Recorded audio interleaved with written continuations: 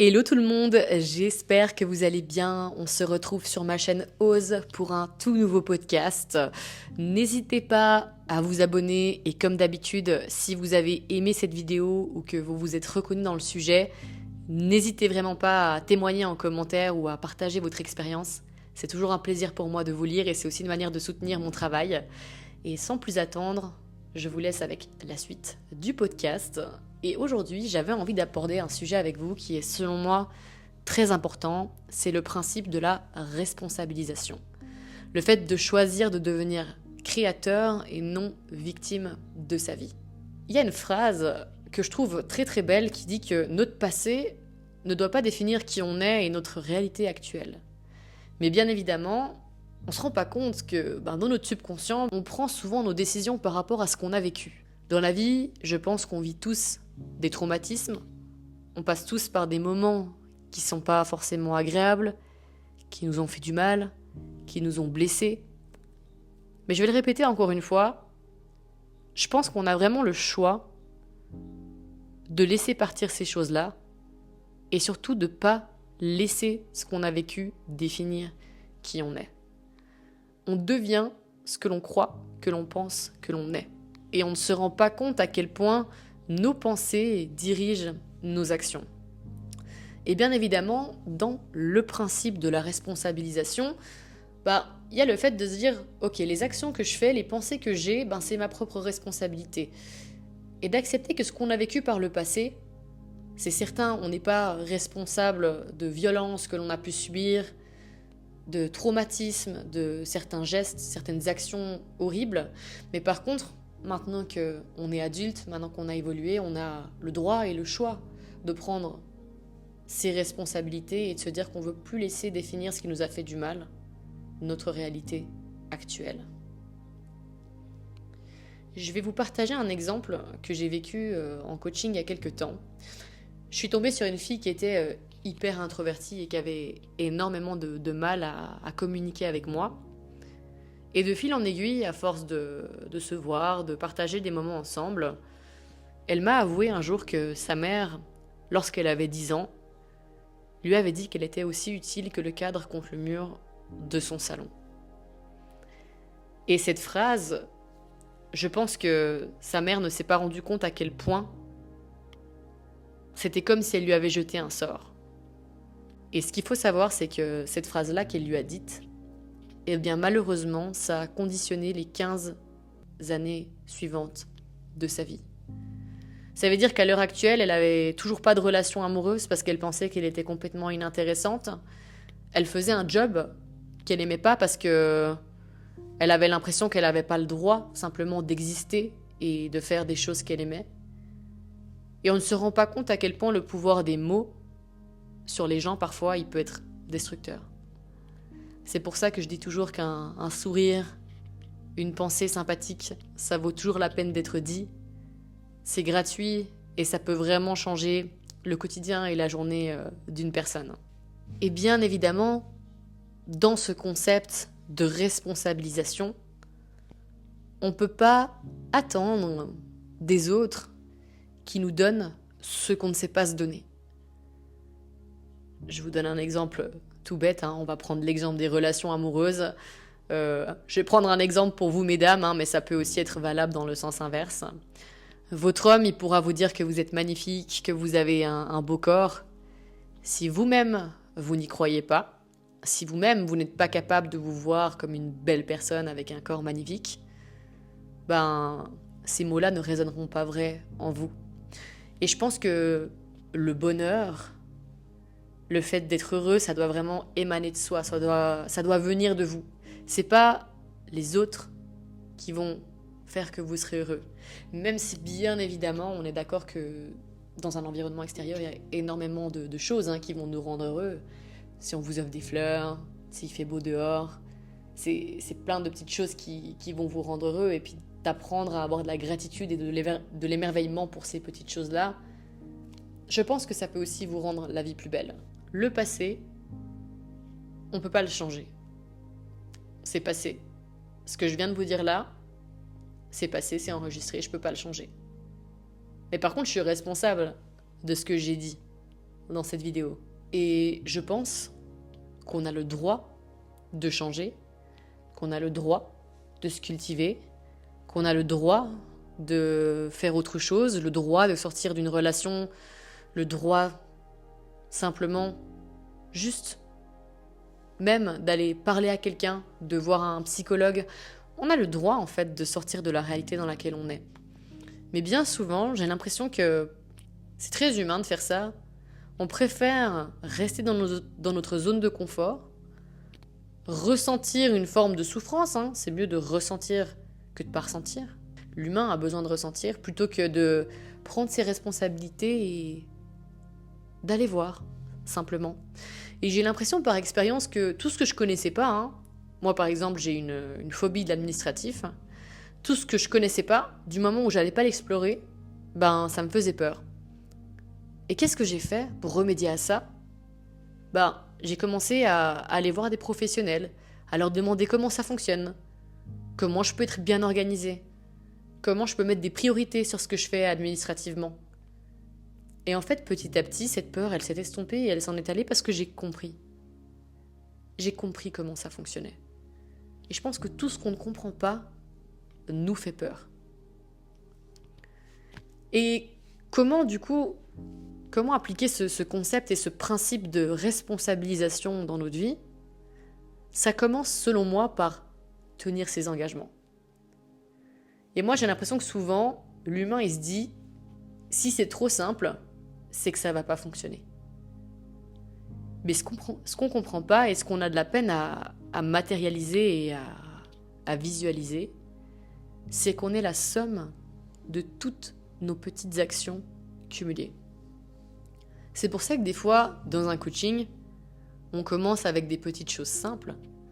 Parce que pour moi, quelqu'un qui n'est pas prêt à tenir ses engagements sur des petites choses simples, il ne sera pas prêt à tenir ses engagements sur des choses plus sérieuses. Et ces petits engagements-là, ça peut commencer par faire son lit le matin.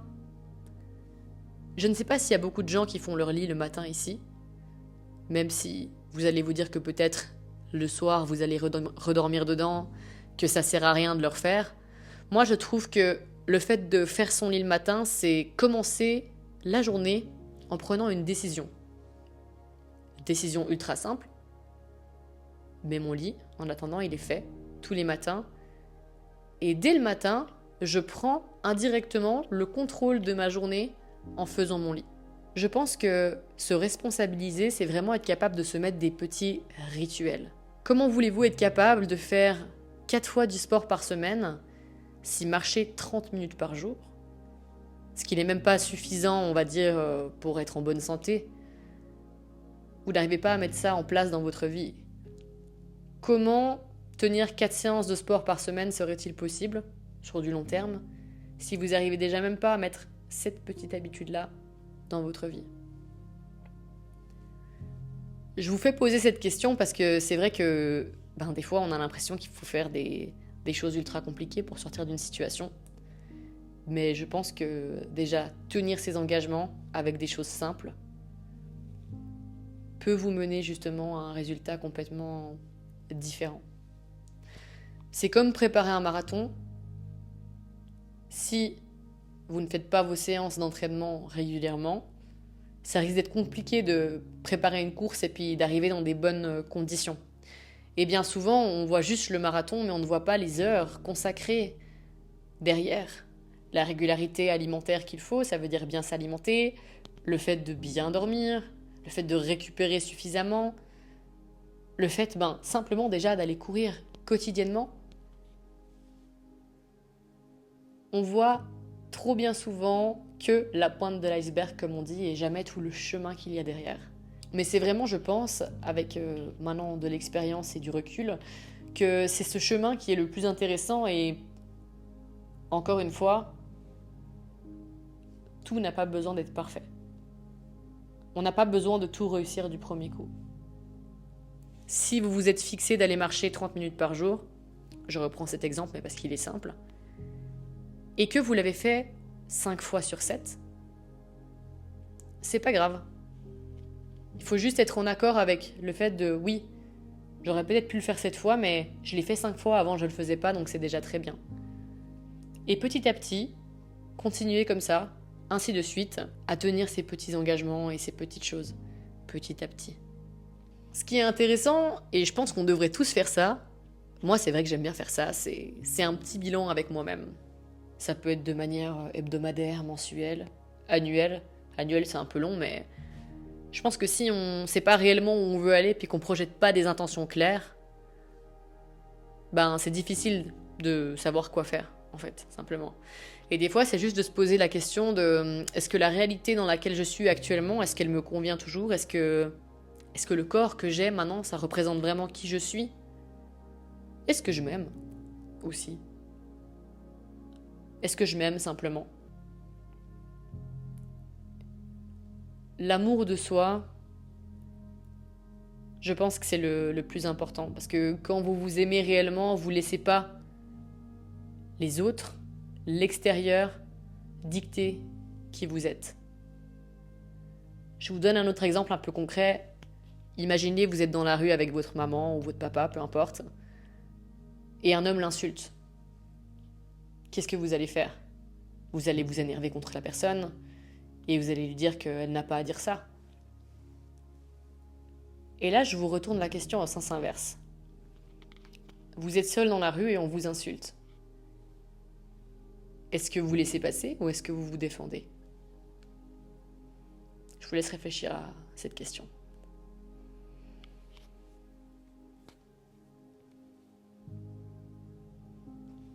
Quand tu prends tes responsabilités, tu reprends le contrôle de ta vie.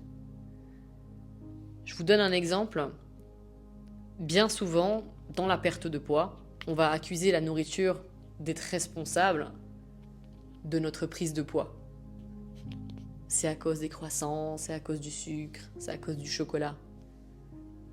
Mais jusqu'à preuve du contraire, une calorie, ça reste une calorie déjà pour commencer. Mais c'est vous qui vous alimentez.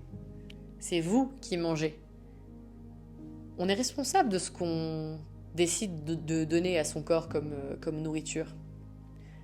Tout comme on est responsable d'avoir certains traumatismes, de ne pas les régler et de manger ses émotions.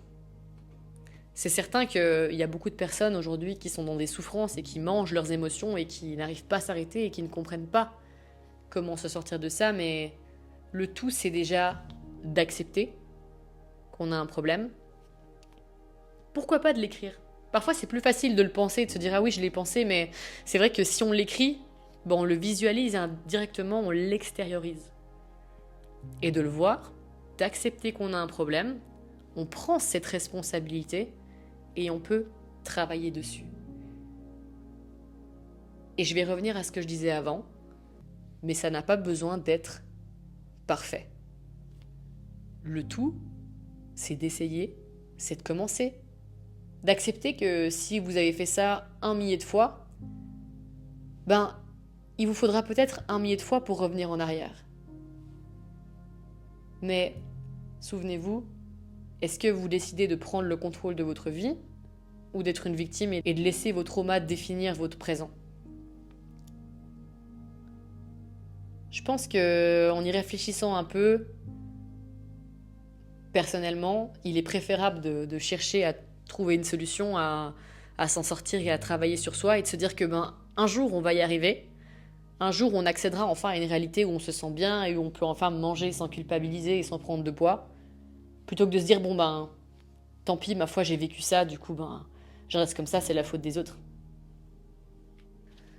Ne laissez pas votre passé définir qui vous êtes. Je sais que je l'ai dit plusieurs fois dans ce podcast, mais j'ai vraiment envie que cette phrase, elle résonne au fond de vous.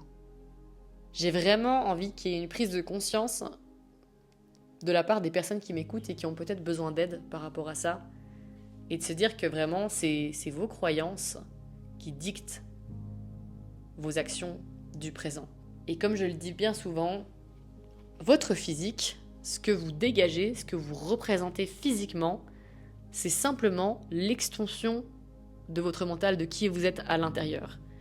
Et bien trop souvent, je trouve qu'on dissocie vraiment le corps de l'esprit alors que les deux vont ensemble. et que le seul endroit où vous allez être obligé de vivre toute votre vie, c'est dans votre corps. Donc pour moi, c'est déjà rien que la seule raison d'apprendre à vous respecter, à vous responsabiliser et justement décider de qu'est-ce qui est bon ou mauvais pour moi aujourd'hui, et simplement de se demander si ce que vous faites, c'est parce que vous vous aimez ou si c'est parce que vous vous détestez. J'espère de tout mon cœur que ce podcast vous aura plu, qu'il vous aura permis de peut-être vous poser certaines questions par rapport à certaines actions, certaines pensées que vous entretenez aujourd'hui, et de mettre un petit peu de clarté simplement, et de se dire que il n'y a pas besoin de faire des choses compliquées pour se responsabiliser. Bien au contraire, ça commence par des choses simples. Et plus vous allez prendre en responsabilité, plus vous allez gagner confiance en vous, et plus de ce fait, je pense que c'est un cercle vertueux. Vous allez accomplir de grandes choses et vous sentir bien dans votre corps, bien avec vous-même et surtout bien avec les autres, sans laisser le pouvoir aux éléments extérieurs de définir qui vous êtes maintenant.